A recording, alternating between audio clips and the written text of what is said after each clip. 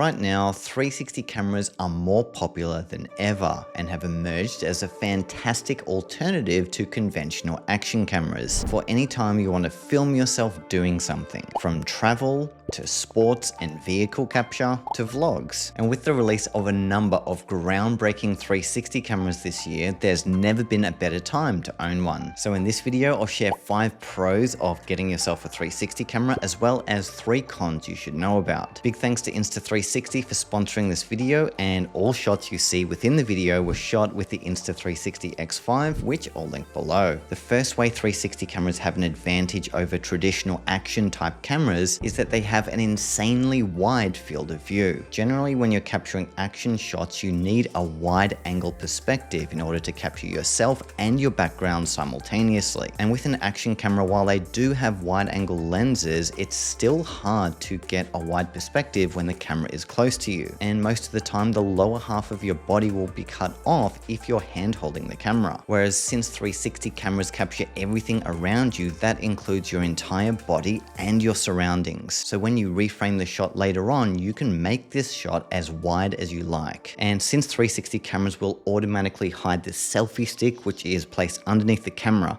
which is actually the blind spot, so it gets stitched out of your shot later on. This means you can hold it out in front of or beside you to make your field of view even wider yet again. The second advantage of 360 cameras is that you don't have to choose your final frame then and there while you're filming. With regular cameras, since the perspective is fixed, you'll only have one chance at getting the shot right then and there while filming. Whereas with 360 cameras, even if you don't know what the final frame is going to look like, this is where the magic can happen in editing. Sometimes that awesome shot you were looking for was right in front of you and you don't discover until later on. And since you captured everything while on location, you'll have a lot more options to choose from. Which brings me to point 3, and that is 360 cameras will give you multiple perspectives with every single shot you take. That's right, one single shot can produce many different perspectives pointed in different directions. So if you wanted to show your reaction to something as well as your point of view of what you're looking at, 360 cameras allow you to capture those 2 shots simultaneously. Or if you need a bit of B-roll from elsewhere, you've got multiple angles to choose from. One shot is all it takes, no extra filming is required. Number 4 is that 360 cameras come with perfect stabilization. While yes, traditional action cameras can stabilize shots pretty well, the fact that they're only recording a small window of the overall perspective means that they have less information to work with, and therefore the perspective will wobble if you accidentally tilt your camera up and down or side to side. Whereas with 360 cameras, no matter how much you shake the camera around, the horizon is going to stay dead steady since it's capturing everything and therefore can fill in the gaps much easier to keep your perspective locked on what you want it to. Pro number 5 of getting a 360 camera is there are so many more creative shots and effects you can achieve. Because of the 360-degree capture, this will allow you to reframe your shots to perspectives that just couldn't be achieved with any other camera. There are funny ones like the tiny planet perspective, silly ones like nose mode, cinematic ones like bullet time, and my personal favorite motion effects like the hyperlapse effect, which can be filmed and edited in just minutes. And while the hyperlapse effect can be done with traditional cameras, it's going to take a lot longer and be way more complicated. So these 5 pros are what you could be getting with a 360 camera. But first, what about the cons? Well, the first one is that editing 360 videos takes a bit longer with each shot. Since you're not locking the perspective in then and there while filming, you'll need to do this later on. Unfortunately, this is the price you pay for more creative shots, although generally 360 apps are pretty simple and there are some one-tap options. If you want to fix your field of view either forwards or backwards, you can do that in less than a minute. Con number 2 is that the resolution is spread out over a full 360-degree sphere. So when a camera is marketed as 8K, what that refers to is the video before it's reframed to a flat perspective. When you do reframe your shot, you're going to lose a lot of those pixels and the final result is going to look something more like 3K. In my opinion though, obsessing over resolution and pixels doesn't have as much impact over your final shot as better uniqueness and creativity will, especially when most people will be viewing this footage on a small phone screen. The final con is that a 360 camera will not be ideal for all scenes you might be shooting. 360 cameras excel excel at wide-angle shots, especially when you've got interesting close distance objects. For faraway scenery or any kind of shot where you need to zoom in, this is going to draw attention to the low resolution and make your shots look low quality. Also, sometimes you just need a fixed perspective, so not everything will be better in 360. To counter that, most cameras now also have a dedicated single lens mode, which will capture shots in one direction only and go up to 4 or even 5K resolution by using the sensor in a slightly different way, which means that 360 cameras are also two cameras in one, a 360 camera and a conventional 16:9 camera. Now, the beauty of this is, while there are awesome cameras available right now like the X5, you don't even need the latest one. Some of the older generations like the X3 are now going for under $300 US, which means you can still benefit from the 5 Pros I talked about in this video, even if you're on a budget. Again, I'll link the Insta360 X5 down below, and if I have any better recommendations in the future, I'll be sure to update the description. If you want to learn more about 360 cameras, you can do so in this video here.